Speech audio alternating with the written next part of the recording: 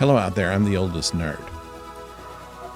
What we see in the well in this week's Doctor Who is something that I think is one of the more well-done episodes that they've done. One of the things that any kind of science fiction does well is horror. And you don't see it that often. For the most part, they want to show how their blinky lights and fancy gadgets can work. And in fact, when the Doctor uses his sonic screwdriver in the control room, someone says, "What's that?" He says, "Magic." And that's probably as close to it as it actually is. But otherwise, there's not a lot of comic relief in there. It's a mining colony. They're mining diamonds, essentially, from this planet that they use mercury to flush out. They have a hole 5 miles deep, which is the well that they speak of. And some kind of entity apparently has come out of that well and has caused the death of virtually everybody but one person on the station to die, either by having every bone in their body broken or by being shot. And we find out later that what happens is that someone who is, we won't say infected, but affected by this, is sometimes shot in order to try to get rid of the entity that we find now is not occupying it, but standing behind it. And so it's a very slow and careful episode throughout as to how in this hostile environment, they're in a mine, but it's surrounded by radiation. You can't get out. Their ship is going to take 5 hours to land there safely, so it's going to be a very tense time, and you can sense the tension in just about every character in this crew that's gone to try to find out what happened in the mine. And so in order to slowly find out about all of this, you see people becoming more and more scared, because the more they find out, the more they realize that they're not going to be able to do anything about this. And that even affects the Doctor himself. And when the Doctor's scared, you know there's something to be scared of. Now, this harkens back to an episode from 2008 with David Tennant, where he's riding the train on the planet Midnight. He finds out later that this is planet Midnight. He's been there before, and that's what really got him scared, because when they dealt with the entity then, they really didn't completely get rid of it. They managed to kind of free themselves from it, but other than that, that wasn't really an end. And there really wasn't an end to this either. They thought that they had it all fixed, but it's revealed at the end that probably one person sacrificed herself for nothing. And when it comes down to it, the people that died, and quite a few did, died essentially for nothing. And so that's the fear that it puts into you, because this entity was unseeable, unknowable as to what their motivations are, and essentially unstoppable. We may see it again. It may take a while.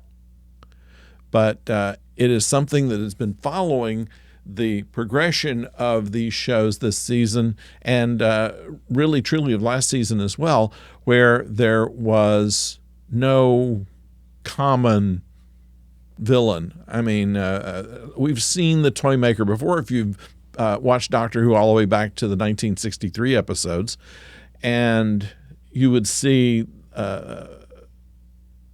some of these, but these are fairly relatively unused or never before seen enemies of the Doctor. We're not seeing any Daleks or Cybermen this time. And I think that gives it a little more of a bite, and especially in this one. Now, they managed to avoid much of the old horror movie tropes, like let's all split up and look for it so they can all get knocked off one at a time. In this case, they're all pretty much together most of the time. They leave a contingent with with B, and there is a contingent with the doctor while they're trying to find things out, and there's really no solution. The doctor does figure out a way to at least release one person from the influence of this monster, but it only just jumps to another when they thought that they'd outrun it. And even at the time when one person had to sacrifice herself in order to prevent the monster from jumping to somebody else, it apparently didn't work. And kudos to all of the actors, especially of B, who was certainly frightened in the way that someone who's never been so frightened before could be.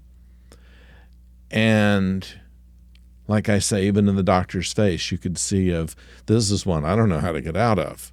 I can't pull out of my bag of tricks and do anything about this.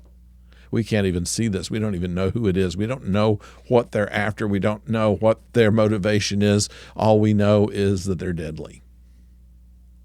And we've got the evidence all around this very dark and claustrophobic-looking space to realize that.